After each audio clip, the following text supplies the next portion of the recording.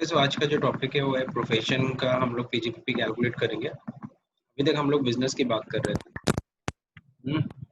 तो देखिए यहाँ पे सबसे पहले अगर हम लोग बात करें डॉक्टर ड्रेक, जैसा कि यहाँ पे दे रखा है, a medical practitioner maintain his books of accounts on cash basis.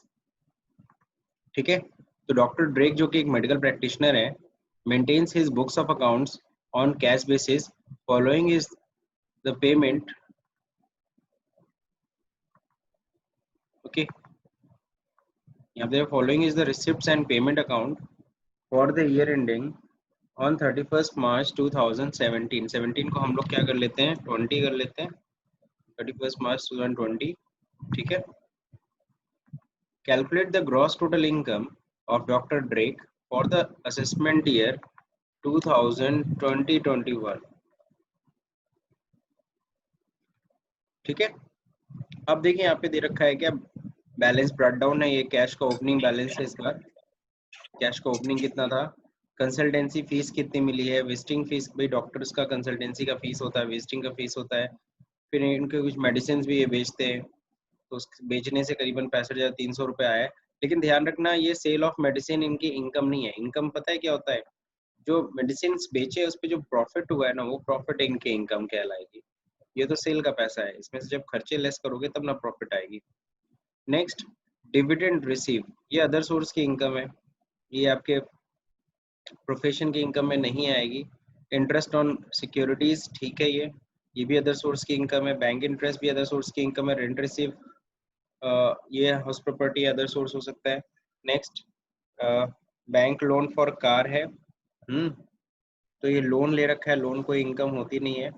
होनोरेरियम as paper setter, यानी कि इनसे किसी ने पेपर तैयार करवाया होगा, जैसे डॉक्टर हैं तो कोई मेडिकल का पेपर रहा होगा तैयार करने के लिए, तो मेडिकल का इन्होंने पेपर तैयार किया है।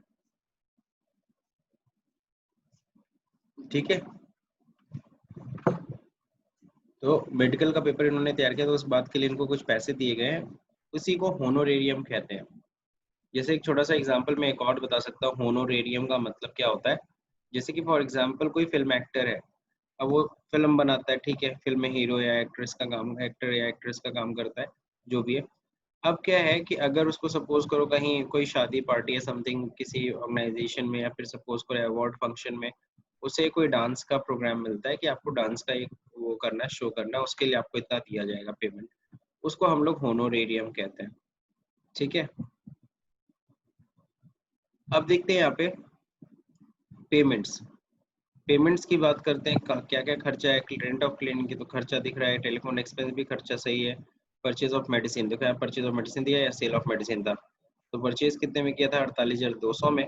ठीक है, वैसे तो बहुत सिंपल सा दिख रहा है कि सेल ऑफ मेडिसिन में से परचेज ऑफ मेडिसिन घटा दो तो प्रॉफिट निकल आएगी, बट ये सही नहीं है। क्यों, क्योंकि ओपनिंग स्टॉक भी होगा, क्लोजिंग स्टॉक भी होगा मेडिसिन का, तो उन सबको भी एडजस्ट करके देखना पड़ेगा।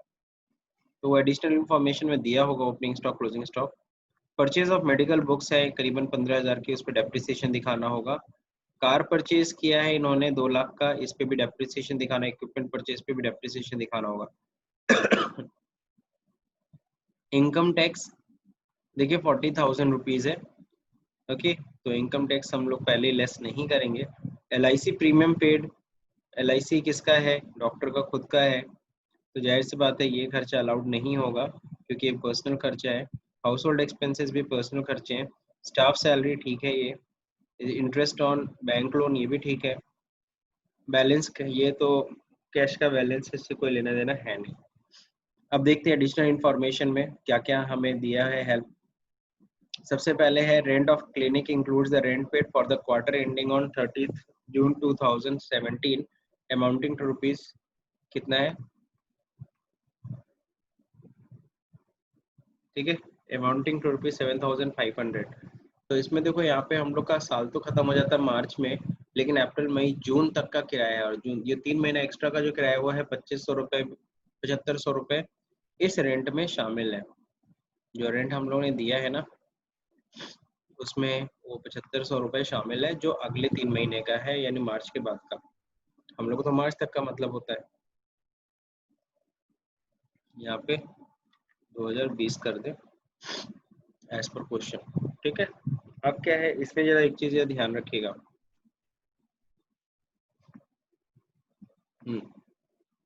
अब यहाँ पे ध्यान रखना, इनकम टैक्स में ऐसा कोई नियम नहीं है। इनकम टैक्स और अकाउंटिंग का रूल थोड़ा अलग चलता है। अकाउंटिंग कहता है साल भर के खर्चे उन्हीं को दिखाना है। अगर हमने अप्रैल मई जून का खर्चा पेमेंट कर दिया है तो उसको हम लोग इस साल नहीं शो कर सकते हैं, वो एडवांस की तरह दिखेगा। लेकिन इनकम टैक्स में ऐसा कुछ नहीं है। इनकम टैक्स और अकाउंटिंग के लॉ में यही सबसे बड़ा फर्क है। यहाँ पे जितना आपने पेमेंट कर दिया आप खर्चे में दिखा दो, है ना। अब ये जो 3 महीना आपने अगर दिखा दिया इस साल, तो अगले साल नहीं दिखा पाओगे, बस यही होगा। तो इससे कोई लेना देना नहीं है, इसमें कोई कंफ्यूजन मत पालना। इनकम टैक्स में जितना भी आपने पेमेंट कर दिया है ठीक है, वो खर्चे में दिखा लो, कोई टेंशन नहीं। अब अप्रैल मई जून का अगर इस साल दिखा दे रहे हो, ठीक है, तो अगले साल नहीं दिखा पाओगे 3 महीने का। अब देखें यहाँ पे दे रखा है क्या, telephone in the clinic was used for personal purpose to the extent of 20%। तो टेलीफोन जो है ना, टेलीफोन का जो बिल दे रखा है इसमें 80% ही क्लिनिक से रिलेटेड है, 20% तो पर्सनल है, तो 20% वाला माइनस कर देना, सिर्फ 80% ही हम खर्चे में शो करेंगे। अब देखो यहाँ पे opening stock and closing stock of medicine दे रखा है। 8000 ओपनिंग स्टॉक ऑफ मेडिसिन था, क्लोजिंग स्टॉक ऑफ मेडिसिन है 9000, तो प्रॉफिट कितना हुआ होगा।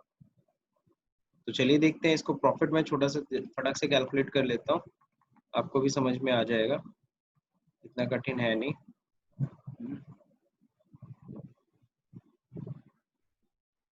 तो अगर हम लोग देखें ओपनिंग स्टॉक, एक तरफ ओपनिंग स्टॉक दिखाते हैं, ठीक है ना, फिर आपको पता है परचेज दिखाते हैं, फिर पता है इधर सेल्स दिखाते हैं, ट्रेडिंग अकाउंट छोटा सा बना रहा हूँ, और फिर यहाँ पे क्लोजिंग स्टॉक दिखाते हैं। बस जो डिफरेंस आएगा वही क्या होगी, जीपी होगी, ग्रॉस प्रॉफिट होगी। तो ये 4 इंफॉर्मेशन दिया है, जो दोनों का डिफरेंस होगा वही आपका क्या होगा, ग्रॉस प्रॉफिट हो जाएगा। तो चलिए सबसे पहले हम लोग ओपनिंग स्टॉक देखते हैं। ओपनिंग स्टॉक है कितना, ओपनिंग स्टॉक 8000 है, क्लोजिंग स्टॉक 9000 हुआ। ओपनिंग स्टॉक 8000, 8000, क्लोजिंग स्टॉक 9000, ये तो हमने पुट कर दिया, ठीक है। अब इसके बाद जो देखते हैं परचेज और सेल्स ऑफ मेडिसिन कितना था। तो परचेज ऑफ मेडिसिन था 48,200, 48,200, ठीक है। सेल ऑफ मेडिसिन है 65,300,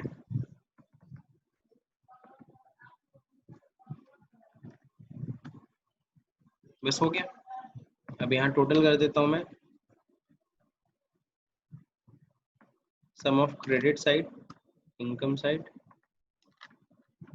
इधर भी इतना ही रहेगा टोटल, जो डिफरेंस है वही ग्रॉस प्रॉफिट है।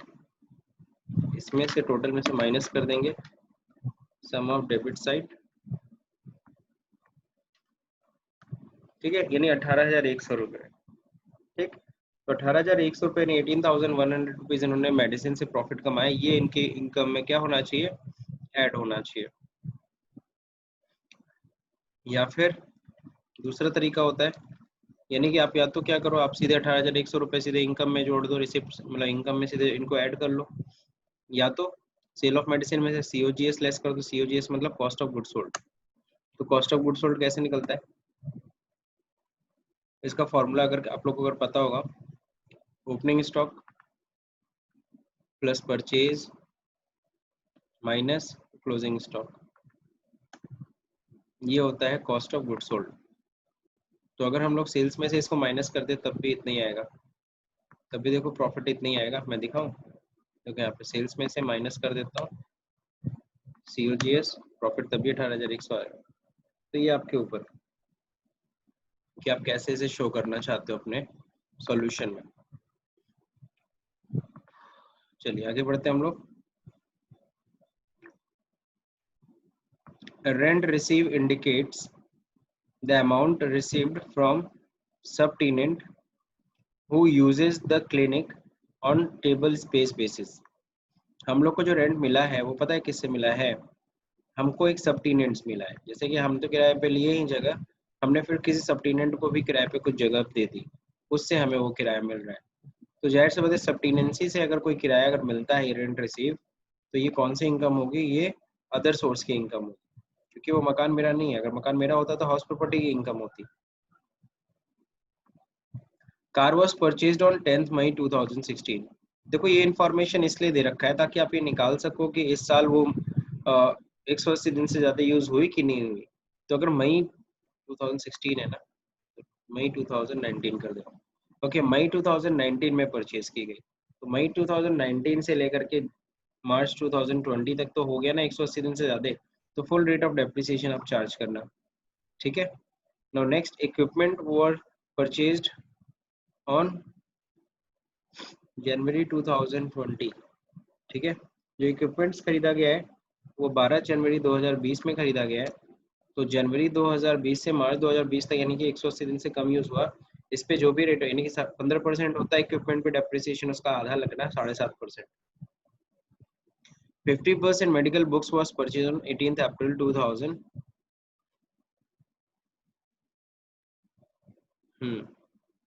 2020 सॉरी 2019 ना।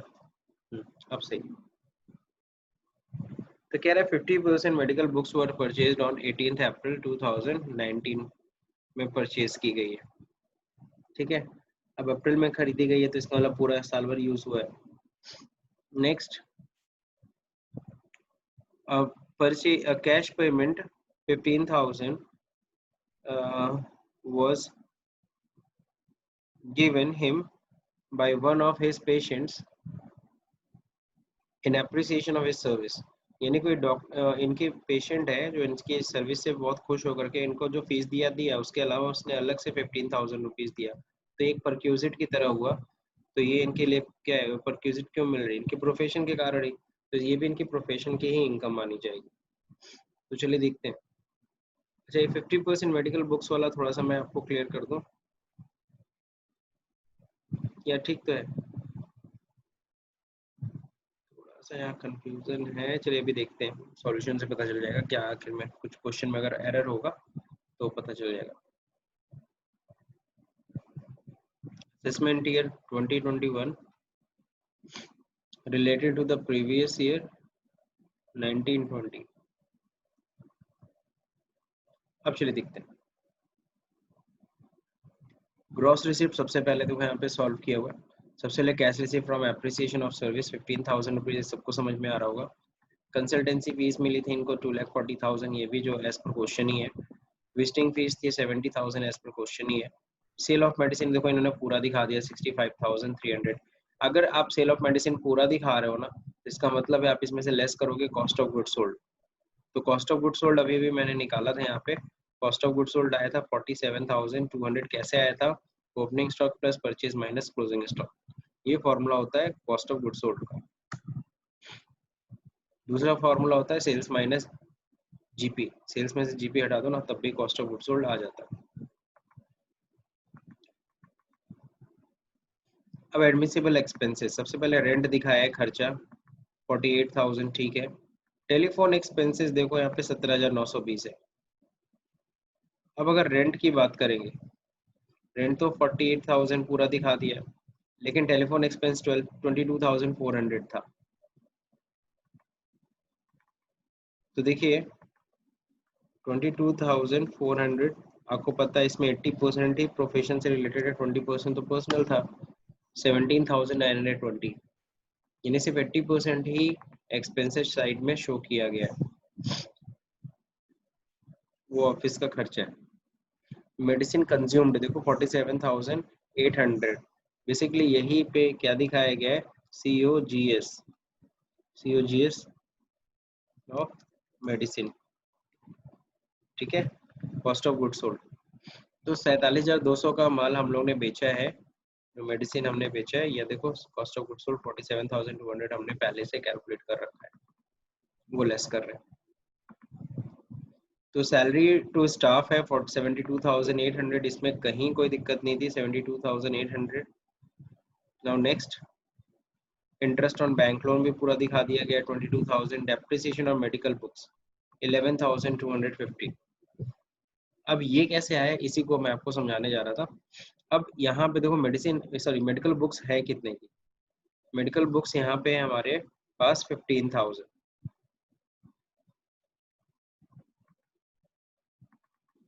अगर हम 15,000 की मेडिकल बुक्स की बात करें, अब इस पे डेप्रिसिएशन कैसे निकला है, ठीक है, आधा जो है ना, यहाँ पे मैं आपको बुक में क्वेश्चन थोड़ा सही कर देता हूँ, क्वेश्चन में यही गड़बड़ी थी।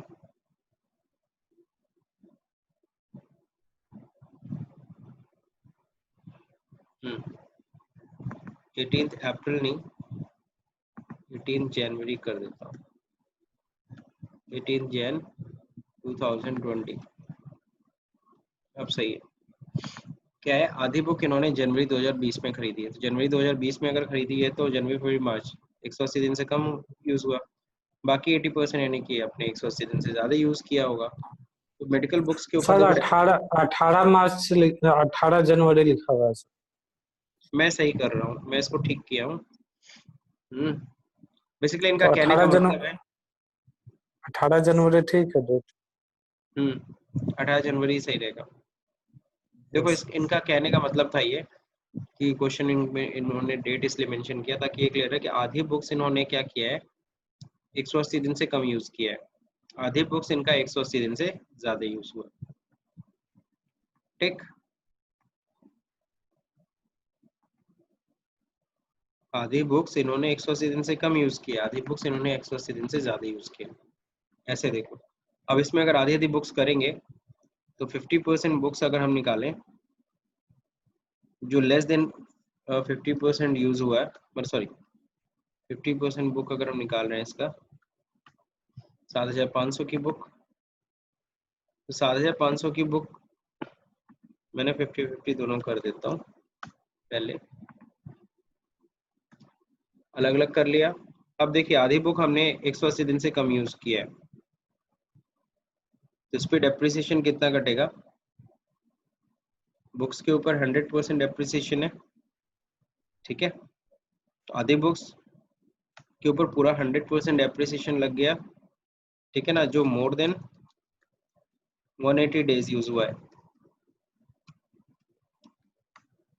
ठीक है, जो लेस देन 180 डेज यूज हुआ है उस 50% वाले के ऊपर क्या होगा, मल्टीप्लाई बाई 100% ही रहे, लेकिन आप सभी को पता है आधा डिवाइड बाई हाफ 2, ठीक है, आ गया 3,750। अब अगर इन दोनों को जोड़ते हो टोटल डेप्रिसिएशन आ गया 11,250, ठीक है। देखो इसमें हमने एक तरीके से 50% सीधे निकाल सकते थे, तो हमने 100% करके इसको फिर हाफ किया है, ठीक, तो दैट मीन्स आ गया टोटल 11,250 रुपीज डेप्रिसिएशन चार्ज हुआ है। और आप अगर सॉल्यूशन में देख रहे होगे 11,250 इसीलिए मेडिकल बुक्स पे दिखाया गया, डेप्रिसिएशन लेस किया गया। नेक्स्ट होता है डेप्रिसिएशन ऑन कार, कार की डेप्रिसिएशन देखो कितना 15% चार्ज किया गया, ठीक है, तो सर 15% हाफ क्यों किया गया सर, किसमें, 100% बाय 2, उससे में 100% बाय 2। आधी बुक कब खरीदी गई है सुशील, जनवरी 18 2020 में जनवरी खरीदी गई ना, और हाँ साल हाँ हमारा कब खत्म हो रहा है, मार्च 2020 में, यस सर। तो जनवरी से मार्च कितना समय हुआ, 180 दिन से ज्यादा हुआ कि कम हुआ, ज्यादा हो गया सर। ज्यादा हो गया सर 180 दिन से, अरे ना बेवकूफ। ना ना ना सर, कम हो गया, कम हो गया, तो जनवरी कम फरवरी हो मार्च 3 ही महीना हुआ, 3 3 90 मैक्सिमम 90 दिन ही तो हुआ, गया, 90 दिन हुआ सर। तो 80 यानी कि जो टोटल बुक है उसमें आधी बुक जो है उसके ऊपर क्या है, वो 180 दिन से कम यूज हुआ है। Yes sir. फिर से मैं समझा दे रहा हूँ, देखो 15,000 की बुक थी, आधी बुक इन्होंने जो खरीदी थी, ये आधी बुक कब खरीदी थी, 18 जनवरी 2020 में खरीदी थी ना, सॉरी हाँ 2020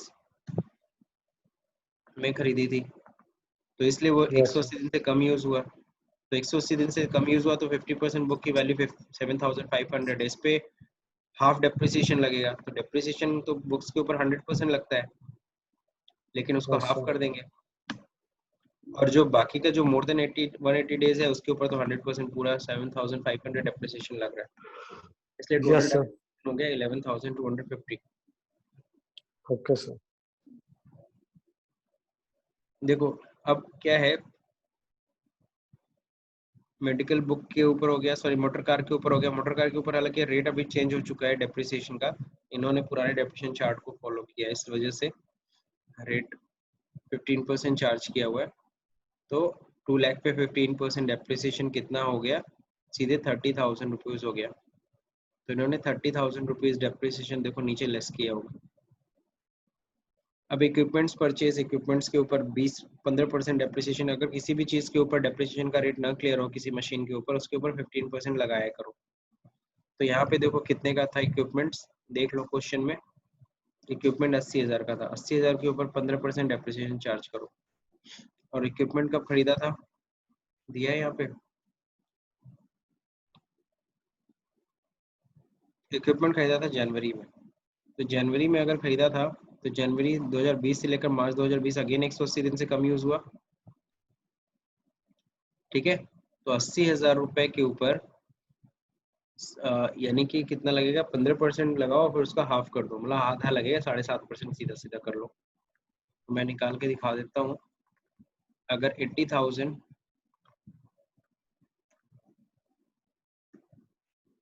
के ऊपर सीधे 7.5% कर लो, या तो 15% करके उसका हाफ कर दो, डिवाइड बाई हाफ, ठीक है ना। कितना डेप्रिसिएशन आया, 6,000 रुपीज डेप्रिसिएशन आया। देखो यहाँ पे डेप्रिसिएशन कितना चार्ज किया गया है, 6,000 रुपीज, ठीक। फिर टोटल किया, टोटल खर्चे आ रहे हैं आपके 2,55,170। और जब ये आपके इनकम में से यानी रिसिप्ट में से लेस होगा 3,90,300 में से 255,170 लेस होता है तो आपकी इनकम आई। तो प्रॉफिट एंड जो है profit and gain from business and profession आपका है 1,35,130। तो मेरे ख्याल से आपको सबको समझ में आ गया इनकम अंडर द हेड। बाकी अदर हेड का उन्होंने इनकम निकाल लिया है। Interest from, interest under security, interest under क्यों लगाया गया, इंटरेस्ट ऑन सिक्योरिटीज है, बैंक इंटरेस्ट है, रेंट रिसीव है, होनोरेरियम एज पेपर सेटर हो गया, ये अदर सोर्स की इनकम है 66,300। तो टोटल इनकम आ गई इनकी पीजीबीपी और अदर सोर्स मिला के 2,01,430 रुपीज। खैर अभी अदर सोर्स आप लोग पढ़े नहीं, अदर सोर्स में अभी आपको पढ़ाऊंगा, इस पर अभी इतना ध्यान मत दीजिए। फिलहाल पीजीबीपी की इनकम क्लियर हो गई, नीचे नोट्स में दे रखा है एक्सप्लेनेशन, तो आप लोग देख लीजिएगा। तो मेरे ख्याल से प्रोफेशन का भी क्लियर हो गया।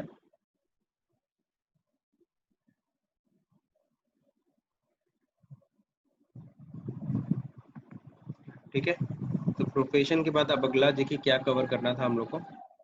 आज का जैसे नया टॉपिक में हम लोग को स्टार्ट करना था, तो जो नए टॉपिक में अगर हम लोग बात करें तो नया चैप्टर जो डिस्कस करना था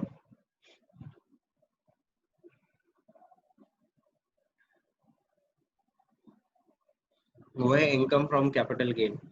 ठीक है, तो बेसिकली हम लोग को income from capital gain start करना था। तो कैपिटल गेन होता क्या है पहले इसको समझना होगा, और इनकम फ्रॉम कैपिटल गेन उससे कैपिटल एसेट्स देखो पहले समझना होगा, what is capital assets, what is computation of capital gain, exemption available on computation, capital gain होता क्या, ये सब चीजें हम लोग निकालना होगा।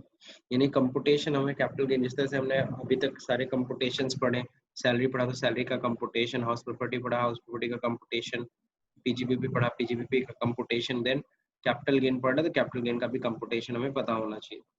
लेकिन सबसे पहली चीज होती है कि आप सभी को पता है कि कैपिटल गेन होता किससे, कैपिटल एसेट्स को बेचने पे। तो सॉल्व करते सर कैपिटल एसेट्स होती क्या है, तो कैपिटल एसेट्स पे पहले फोकस करना होगा।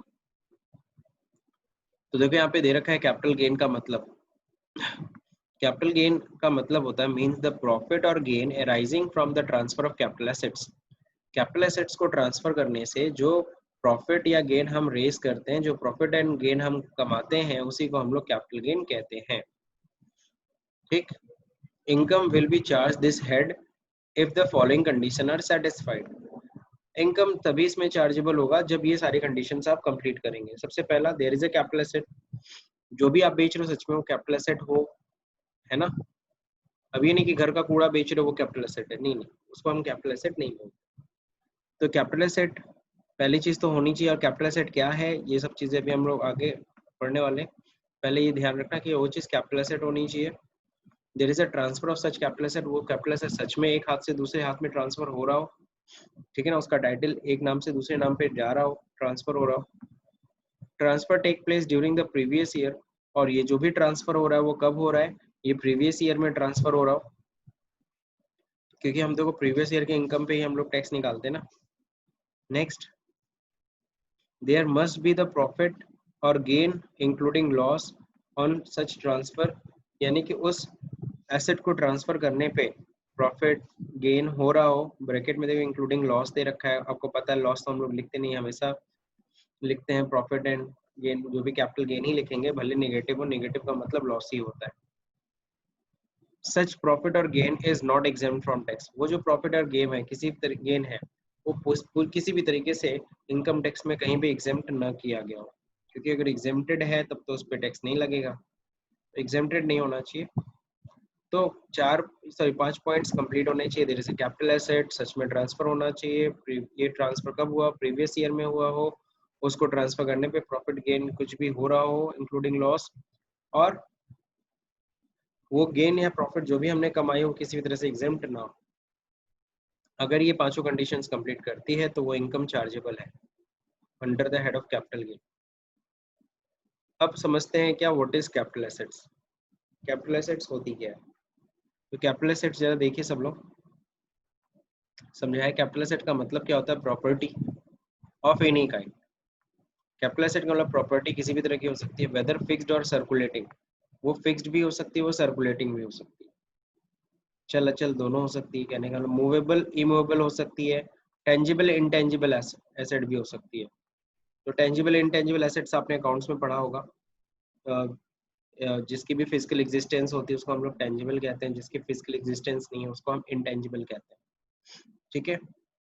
Held by the assessee whether or not connected with his business or profession, भले ही वो एसेट या वो प्रॉपर्टी आपके बिजनेस से कनेक्टेड हो या ना हो, बट डज नॉट इंक्लूड्स, लेकिन हाँ कैपिटल एसेट्स में ये सब चीजें नहीं आती, इन सबको गलती से भी कैपिटल एसेट मत मानना। Any stock in trade, consumable stores, raw material held for the purpose of his business and purpose of his business and profession, ठीक है। तो कहने का मतलब है, दो बार पर्पस आ गया, अब सही, purpose of his business and profession, यानी किसी भी वो stock in trade, consumable stores, raw material, जाहिर सी बात है ये सब स्टॉक में आते हैं, ये किस में नहीं आते, ध्यान रखिएगा, ये स्टॉक इन ट्रेड में नहीं आते, मतलब स्टॉक इन ट्रेड कह रहा हूँ, कैपिटल एसेट में नहीं आते। तो जो बिजनेस का जो गुड्स है ना, जो बिजनेस का गुड्स है, रॉ मटेरियल है, इसको हम लोग कैपिटल एसेट नहीं बोलते। नेक्स्ट, पर्सनल अफेक्ट्स, जो पर्सनल अफेक्ट की चीजें होती है just like mobile property including wearing apparel and furniture, तो जो कपड़े होते हैं ना और जो फर्नीचर्स होते हैं, इनको, ये सब मोबाइल प्रॉपर्टी है ना, ये पर्सनल अफेक्ट की चीजें भी किस में नहीं आती, ये कैपिटल एसेट में नहीं आती, यानी कपड़े हो गए चाहे भले कितने महंगे कपड़े क्यों ना हो, ठीक। जैसे शादी ब्याह में नहीं लोग पहनते हैं 20,000 10,000 के, 1 लाख रुपए तक के ड्रेस आते हैं, ठीक है। तो वो सब क्या है, including wearing apparel and furniture, ये सबको एसेट नहीं बोला गया, ये सब कैपिटल एसेट नहीं है। Held for personal use of the SSC, any member of his family dependent on him, चाहे वो एसएसी का खुद का हो चाहे उसके फैमिली मेंबर का हो, वो किस में नहीं आती है, वो कैपिटल एसेट में नहीं आती है। लेकिन वहीं देखो ब्रैकेट में क्या एक्सप्लेन किया है, jewellery, archaeological collection, drawing, painting, sculpture, any other work of art are treated as a capital asset even though it is meant for personal use of the assessee। तो यहाँ देखो क्लियर कर दिया कि अगर ज्वेलरी है ना, अगर ज्वेलरी आर्कियोलॉजिकल कलेक्शन है, ड्राइंग्स पेंटिंग्स अगर घर में रखे हुए हैं, है ना, महंगे महंगे जो भी, स्कल्पचर है, कोई मूर्ति उर्ति है, है ना, पुराने जमाने की टेरिकोटा और रिकोटा सुना होगा। तो इस तरह की अगर चीजें अगर आपके घर में रखी हुई है ना, तो ये आपके भले पर्सनल इफेक्ट की चीजें, लेकिन ये कैपिटल एसेट्स में आती हैं। ज्वेलरी कैपिटल एसेट में आती है, आर्कियोलॉजिकल कलेक्शन आती है, ड्राइंग, पेंटिंग, स्कल्पचर आते हैं। ठीक है, तो ये सब आपके कैपिटल एसेट में आते हैं। अगर इसको बेचोगे तो बिल्कुल कैपिटल एसेट है वो, उस पे कैपिटल गेन आप कमा रहे हो। एग्रीकल्चरल लैंड को भी कैपिटल एसेट नहीं बोला गया अगर वो सिचुएटेड है रूरल एरिया में। सवाल उठता है सर एग्रीकल्चर लैंड तो यार वो कैपिटल होती ही है, बिल्कुल होती है। अब भाई गांव की जो किसान होता है ना, किसान की जो जमीन है, एग्रीकल्चर लैंड जो रूरल एरिया गांव एरिया में है, बिल्कुल वो भी कैपिटल एसेट है। लेकिन जब यहाँ पे इनकम टैक्स का लॉ बनाया गया तो इसमें बोला गया नहीं नहीं, इसको कैपिटल एसेट हम नहीं बोलेंगे। क्यों नहीं बोलेंगे? क्योंकि अगर हम इसको कैपिटल एसेट बोल देंगे ना, तो इसको बेचने पे अगर कल को अगर किसान अगर कुछ प्रॉफिट कमा रहे हैं, उसको बेचता है, उसको जो भी इनकम हो रही है वो भी कैपिटल गेन में आ जाएगी, और कैपिटल गेन में आ जाएगी तो वो टैक्सेबल हो जाएगी, और जो कि गलत होगा हमारे किसान के साथ। क्योंकि किसान जल्दी अपनी जमीन बेचता नहीं है, बेचता है तो बहुत ही मजबूरी में बेचता है, और उस मजबूरी में बेच रहा है, ऊपर से तुम उसके ऊपर टैक्स चार्ज कर लो, सही नहीं है। और वैसे भी किसानों को बहुत सारी छूटें दी जाती हैं, क्योंकि आप लोगों ने पढ़ा होगा बहुत सारी हरित क्रांति पंचवर्षीय योजनाओं में शामिल की गई है। भारत एक कृषि प्रधान देश है इस वजह से। तो यहाँ पर एग्रीकल्चर लैंड रूरल एरिया में जो भी है पूरी तरह से क्या है, ये कैपिटल एसेट नहीं माना गया है as per income tax act. Next, 6.5% gold bond 1977 में जो इशू किए गए थे, 7% गोल्ड बॉन्ड 1980 में जो इशू किए गए थे, national defence bond, national defence gold bond 1980 में जो इशू किए गए थे सेंट्रल गवर्नमेंट के द्वारा। ठीक है, ये सारे जो बॉन्ड्स आपके बारे में अभी पढ़ रहे हो, ये सब बॉन्ड्स अगर आपने खरीदा है तो सबको पता है ये सब किस में नहीं आता, ये सब भी कैपिटल एसेट में नहीं आता है। इसको कल को बेचते इस पे जो भी आप इंटरेस्ट जो भी कुछ कमा रहे हो, या किसी को आपने बेच दिया उस पर आपने कुछ भी अपने गेन कमाया, वो कैपिटल एसेट है ही नहीं, तो कैपिटल गेन भी नहीं क्रिएट हो सकती। स्पेशल बेयरर बॉन्ड 1991 में जो इशू किया गया था सेंट्रल गवर्नमेंट के द्वारा, gold bond issue under the gold deposit bond 1999 में इशू किया गया था। ठीक है ना, ये सब कैपिटल एसेट में नहीं आती है। तो ये 6 पॉइंट्स का ध्यान रखना, इनको हम लोग कैपिटल एसेट नहीं बोलेंगे। नीचे एक पॉइंट देखो दे रखा है हेल्प करने के लिए, gold silver coins and bars use for puja and deities. देखो इंडियन कल्चर में सबको पता है बहुत सारे लोग हैं, बहुत सारे ऐसे हमारे फेस्टिवल्स आते हैं जहाँ पे गोल्ड और सिल्वर के कॉइन्स कलेक्ट किए जाते हैं, या फिर उसको खरीदा जाता है, उसकी पूजा की जाती है। ठीक है, तो जो भी आप, जैसे दीपावली देख लो, दीपावली में ही गोल्ड सिल्वर खरीदते हैं लोग, सिक्का उसका या बार खरीदते हैं और उसकी पूजा करते हैं। तो पूजा करने में भले उसका यूज कर रहे हो, भले उसमें देवी देवता के फोटो लगे हों, उससे कोई लेना देना नहीं। Use for the puja and deities as matter of pride and ornaments, है ना, या फिर कह लो ऑर्नामेंट जो गहने हैं, are not effects and are treated as capital assets. इन सबको कैपिटल एसेट्स की तरह ट्रीट किया जाएगा। जो गोल्ड सिल्वर के कॉइन्स होते हैं, और फिर जो अपने मूर्ति पे आपने कुछ अगर ऑर्नामेंट्स चढ़ा रखे हैं, है ना, मुकुट उकुट सोने का लगा रखा है, तो वो सब भी क्या है, वो सब भी कैपिटल एसेट में आती है, और उस पे भी कैपिटल गेन क्रिएट होगी। Now next, cloth meant for use at wedding and formal occasion would form a part of personal effects। लेकिन जो कपड़े होते हैं, चाहे वेडिंग के हों चाहे कितने भी महंगे क्यों ना हो, वो पर्सनल इफेक्ट ही माने गए हैं, उसको कैपिटल एसेट नहीं मानना।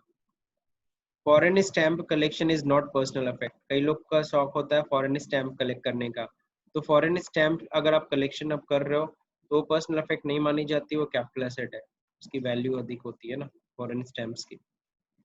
तो कार, सर फॉरेन स्टैम्प मतलब? अरे जैसे इंडियन स्टैंप होता है उसी तरह से फॉरेन स्टैंप्स होते हैं, स्टैंप मतलब पेपर होते टिकट, हैं। डाक टिकट, हाँ, स्टाम्प ये पेपर। कंट्री के स्टैंप पेपर्स, जैसे यस। इंडियन की तो कंट्री का यहाँ का स्टैंप पेपर बिकता है, वैसे ही फॉरेन कंट्री के स्टैंप पेपर आते हैं। तो यस कई लोग स्टैंप पेपर सर, कलेक्ट, जैसे कि भारत में भी अभी भी बहुत सारे ऐसे लोग हैं जो देश की आजादी के स्टैम्प पेपर रखे हुए हैं, तो वो तो फॉरेन स्टैम्प पेपर होते हैं। नहीं नहीं ऐसा भारत नहीं ही है का है फॉरेन, लेकिन। ठीक है, आजादी के पहले का देखिए तो जो भी वहाँ हो। वहाँ पे हम देखे, मतलब कुछ कागज देखे हैं बहुत हाँ आदमी का, तो उसमें क्या होते हैं, इंग्लैंड की महारानी का स्टाम्प पेपर उसमें बना हुआ है, जो कि भारत ही का है। ठीक लेकिन है, तो अब वो तो ऐतिहासिक हो गया ना, उसको तो हम लोग एंटिक्स में डाल सकते हो, पुरानी चीजें हो गई यस ना वो। Sir, yes sir. अब देखिए यहाँ पे car, scooter, motorcycles, cycles use for assessee as personal effects. अब कोई कार, स्कूटर, मोटरसाइकिल ये सब बेच रहा हो, सब कैपिटल एसेट में नहीं आएगा, वो सब पर्सनल इफेक्ट्स में जाता है। उसको बेचने पे कोई कैपिटल गेन वैसे भी नहीं होता है, क्योंकि डेप्रिसिएशन चार्ज होता है। Loose diamonds are not personal effects. अब ये डिस्कनेक्ट हो रहा है, आप लोग फिर से